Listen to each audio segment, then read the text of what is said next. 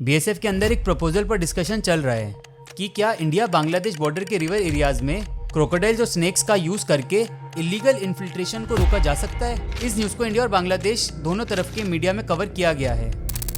India और बांग्लादेश का border दुनिया के सबसे लंबे और कॉम्प्लेक्स बॉर्डर में से एक है। इसकी टोटल लेंथ लगभग 4096 किलोमीटर है, जो इंडिया का सबसे लंबा इंटरनेशनल बॉर्डर है। लेकिन इस बॉर्डर का असली चैलेंज उसकी लेंथ नहीं बल्कि उसका नेचर है। इसका लगभग 30 से 35% हिस्सा रिवरिन है। रिवरिन वो जगह होती है जहाँ नदियाँ बॉर्डर के बीच फ्लो करती है, जैसे गंगा और ब्रह्मपुत्र। सुंदरबंस जैसा एरिया तो इतना कॉम्प्लेक्स है कि यहाँ डेंस मैंग्रोव फॉरेस्ट और टाइडल वाटर्स हैं।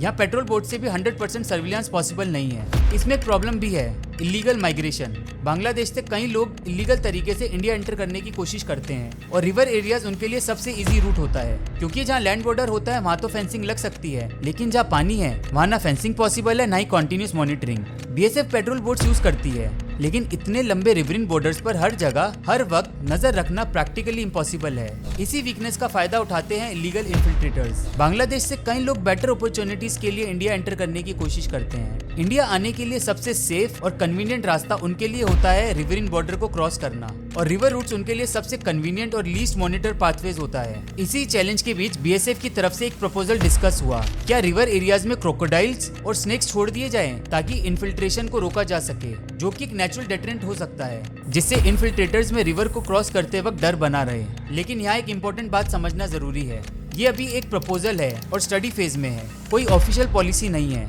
अब सवाल उठता है, क्या ये आइडिया काम करेगा? सबसे पहला कंसर्न सिटीजन्स की सेफ्टी। बॉर्डर के पास सिर्फ बीएसएफ नहीं बल्कि कुछ इंडियन विलेजेस भी हैं, लोकल फिशरमैन और कम्युनिटीज। और अगर रेप्टाइल्स अनकंट्रोल्ड हो गए तो उनकी सेफ्टी का क्या होगा? दूसरा कंसर्न कॉस्ट। वाइल्ड एनिमल्स को कैप्चर, ट्रांसपोर्ट और मॉनिटर करना एक्सट्रीमली एक्सपेंसिव प्रोसेस होता है, और कॉन्टिन्यूस ट्रैकिंग के लिए भी इंफ्रास्ट्रक्चर चाहिए, जैसे जीपीएस, ड्रोन्स और सोनार। तीसरा, एनवायरमेंटल इम्पैक्ट। इकोसिस्टम जैसे कि सुंदरबंस ऑलरेडी सेंसिटिव है। Artificial intervention ecological imbalance create कर सकता है। कोई भी ऐसा प्रपोजल पॉलिसी कैसे बनता है? बीएसएफ प्रपोजल देता है, ministry of home affairs review करता है, एनवायरमेंटल क्लियरेंस लगता है, लीगल और कॉन्स्टिट्यूशनल चेक होता है, फाइनल अप्रूवल सेंट्रल गवर्नमेंट देती है। ये केस अभी इनिशियल स्टडी स्टेज पर ही है, पर क्या ये कॉन्स्टिट्यूशनली वैलिड होगा? वाइल्ड लाइफ प्रोटेक्शन एक्ट और एनवायरमेंटल लॉज इस पर रिस्ट्रिक्शंस लगाते हैं। क्रॉस बॉर्डर इम्पैक्ट भी इंटरनेशनल इशू बन सकता है।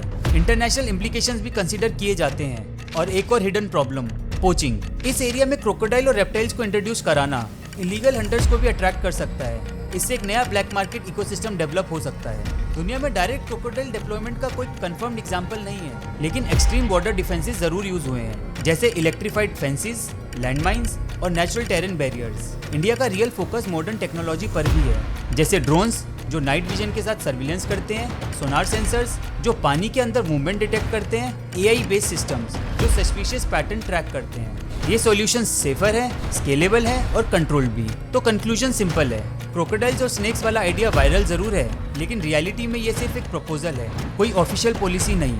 इंडिया का फोकस है स्मार्ट और टेक्नोलॉजिकल बॉर्डर सिक्योरिटी, क्योंकि सिक्योरिटी सिर्फ स्ट्रॉन्ग होने से नहीं, स्मार्ट होने से भी आती है।